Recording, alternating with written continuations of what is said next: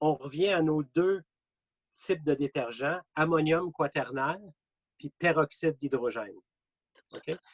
Si vous voulez prendre des notes, on va juste parler des caractéristiques de ces deux types de désinfectants-là. Puis ensuite, on va voir les avantages puis les désavantages. Habituellement, je le fais à l'écran, mais là, ça va être plus difficile parce que j'écris sur l'écran. Fait que ammonium quaternaire, ça serait quoi des caractéristiques que vous connaissez? Pas des plus ou des moins, juste leurs caractéristiques. Est-ce que vous en connaissez? Éric? Une base d'ammoniac là-dedans, ça se peut-tu?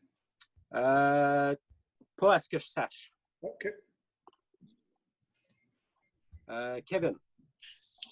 Dans le fond, les quaternaires, c'est un petit peu comme le 3 en 1 qu'on utilisait chez PA Maintenance. Fait qu'on s'en servait surtout pour les toilettes, ce qui était bactéries, puis tout ça.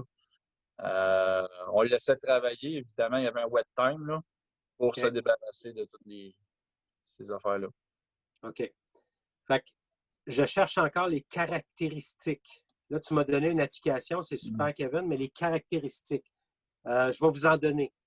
Le pH d'un ammonium quaternaire en général, puis c'est de plus en plus ça dans le marché, c'est un pH de 7 à 8.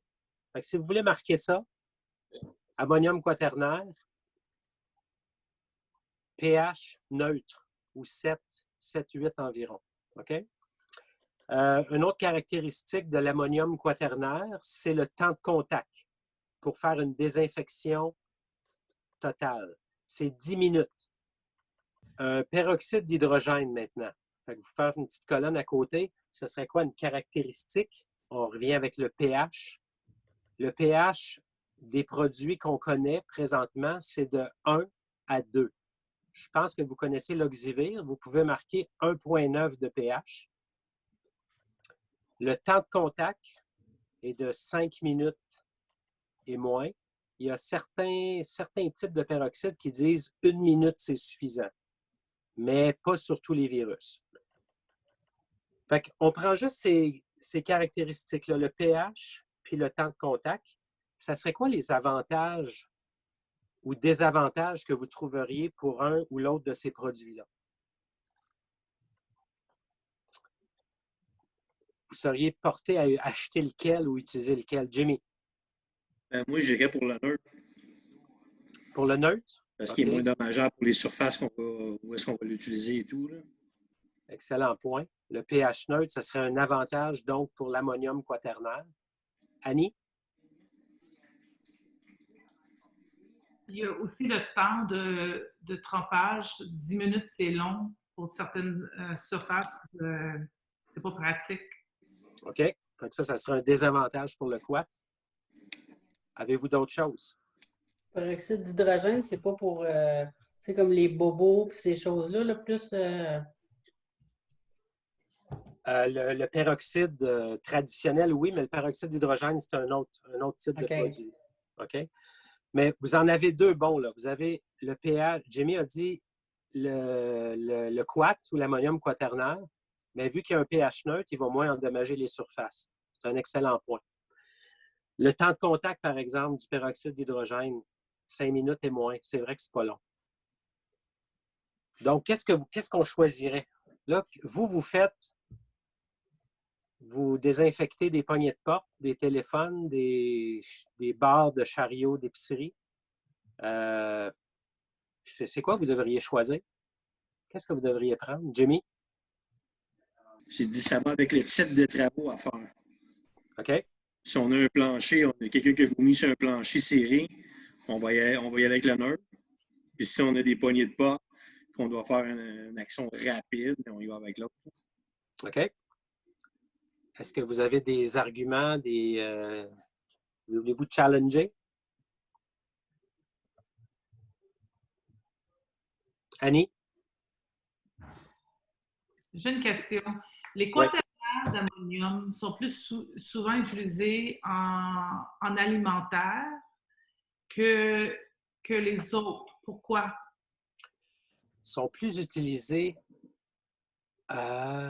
Écoute, c'est la première fois qu'on me pose cette question-là. C'est vrai que dans l'alimentaire, on a les assainisseurs qui sont généralement des quats ou des amphotères.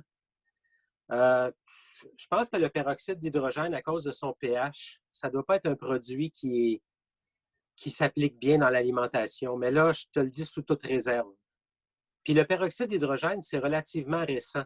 Ça ne fait pas 50 ans qu'on utilise ça dans le marché, en tout cas. Fait que peut-être que ça, ce serait une des raisons. Mais si j'avais un représentant d'Eversay qui serait là, peut-être qu'il me challengerait. Fait que c'est pour ça que je ne veux pas trop m'avancer là-dessus. OK. Fait que, oui, Josias. Est-ce qu'on peut mélanger les deux? Jamais mélanger de produits. C'est vraiment... Vous pouvez les mélanger avec de l'eau si c'est inscrit, que c'est un concentré, là, mais jamais avec un autre produit. Vous allez annuler, ça c'est dans le moins pire des cas, vous allez annuler leur effet. Puis sinon, vous allez dégager des COV, des composés organiques volatiles qui vont être nuisibles pour la clientèle puis pour l'utilisateur. Donc, on ne devrait jamais mélanger un peroxyde avec un quat, un ammonium quaternaire. Oui, Joseph. Oui, je n'ai pas d'exemple spécifique, mais j'ai juste entendu que ces derniers temps, il y en a qui mélangent de l'ammonium quaternaire avec de l'alcool. Étant donné que l'alcool, c'est du peroxyde aussi.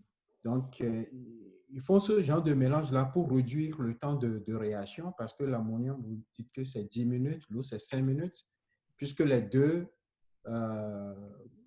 ils ont des effets différents. Je ne sais pas, j'ai juste entendu cela, je n'ai pas fait des recherches là-dessus. Est-ce que tu entends quelque chose comme ça? J'entends plein de choses. J'entends plein de choses. Mais une des premières choses qu'on nous dit en formation de prévention des infections, c'est de toujours suivre by the book l'étiquette d'un produit. C'est au niveau de la sécurité, mais aussi de la performance du produit. Fait qu'on ne devrait pas s'improviser chimiste, parce que comme j'ai dit, au mieux, on neutralise l'effet, puis au pire, bien, on crée, comme Jimmy voulait faire, là, une bombe ou on crée quelque chose qui va être nocif à court ou long terme. OK? Mais gardons à l'esprit qu'on ne mélange pas. C'est vraiment ça, c'est une loi en désinfection. D'autres questions là-dessus? OK. Fait que pour terminer avec les types de produits, le temps de contact, ça semble être un point important pour vous. Mais dites-vous que même à 5 minutes, il n'y a pas une de vos surfaces qui va rester mouillée 5 minutes quand on est en désinfection. Puis là, je ne vous parle pas juste de vous dans votre type de marché. Dans les hôpitaux, il y a des gens qui font juste du high touch. Soins intensifs, urgence, salle de bain. Soins intensifs, urgence, salle de bain. Présentement, il y a des équipes qui font juste ça.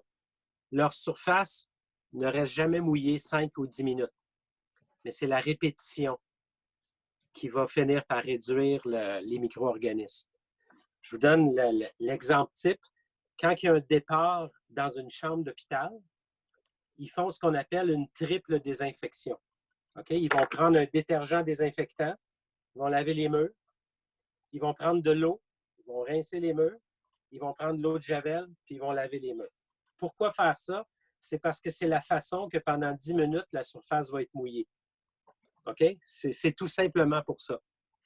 Mais vous ne pouvez pas appliquer ça, vous, dans le marché dans lequel vous travaillez.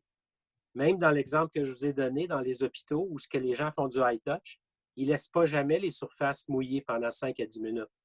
C'est pour ça que, dès le début, on a dit que la désinfection, ce n'est pas une science exacte, parce qu'on ne voit pas l'ennemi, puis il faut quand même être équilibré avec la capacité du marché. Mais vous allez voir, je vais le répéter ça tantôt, c'est avoir une bonne technique, puis la répétition de cette bonne technique-là, c'est ça qui va diminuer à un niveau acceptable la prolifération des micro-organismes. Avez-vous des questions à ce stade-là? Jean-Yves. La question de santé, est-ce que travailler avec du peroxyde d'hydrogène, c'est moins dommageable? Puis est-ce que le N95 comme masque, c'est suffisant ou tout simplement pas de masque? Tu sais? OK. La question du masque,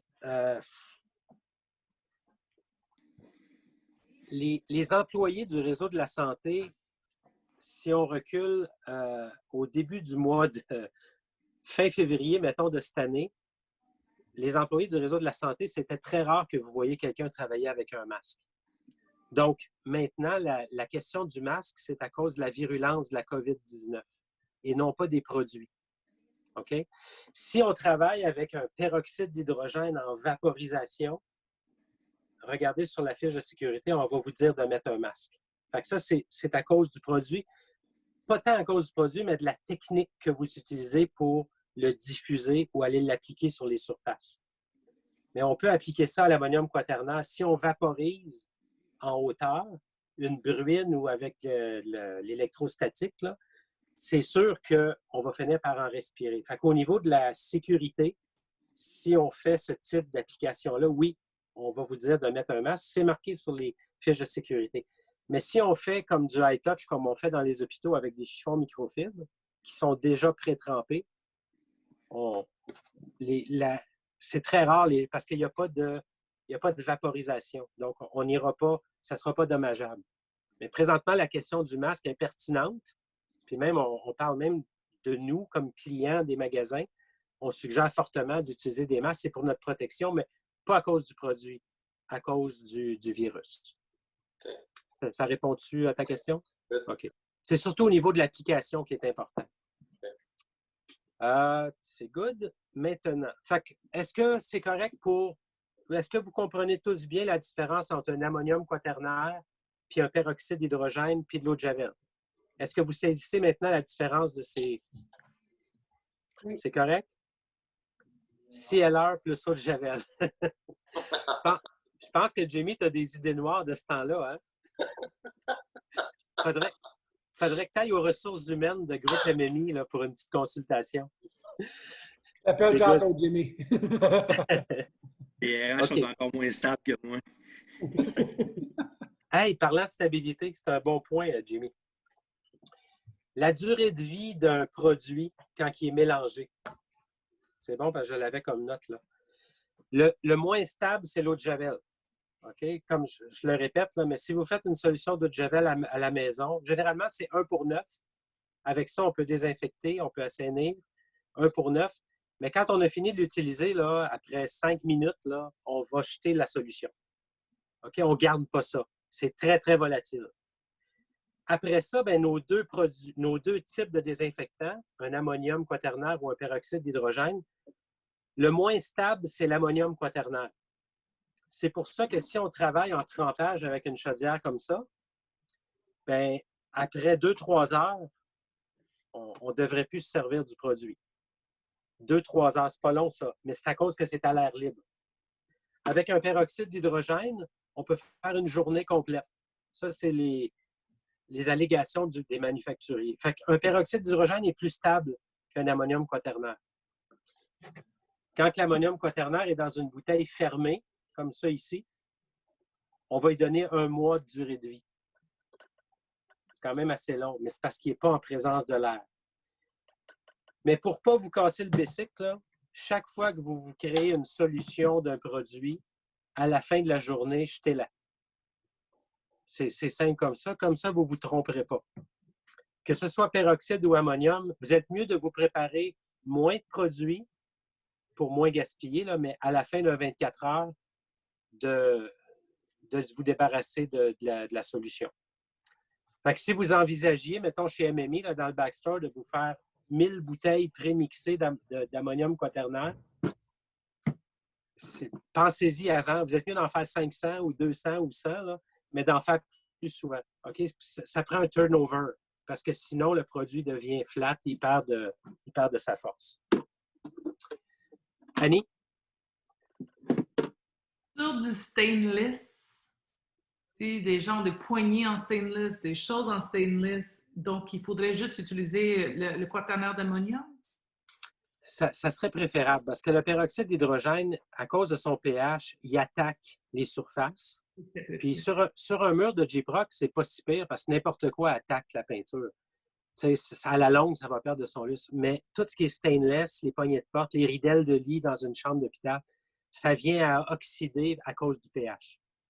C'est une des raisons pourquoi que il y a toujours un balancement à trouver, là. Les hôpitaux, les préventions des infections aiment le peroxyde parce qu'il agit en moins de 5 minutes.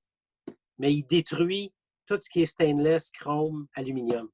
À la longue, ça oxyde tout le temps. Fait que, oui, Annie? Le COVID vit plus longtemps sur le stainless que sur d'autres choses, non? Stainless et plastique? Ah, il y a toutes sortes de... C'est tellement aléatoire, là. Ta poignée de porte, s'il fait froid, ça va durer plus longtemps. S'il fait chaud, moins longtemps. C'est vraiment je vais le répéter tantôt, là, mais c'est vraiment la répétition, OK, qui va faire que vous allez pouvoir éliminer ça. OK? Ça vit plus longtemps sur le carton. Ça vit moins longtemps sur la mélamine, mais à un moment donné, on ne s'en sort plus, là. Quand vous avez un magasin à faire, vous n'allez pas checker chaque surface avant de la désinfecter. Fait qu'on y va at large, puis on répète les bonnes procédures pour ça. C'est good? OK.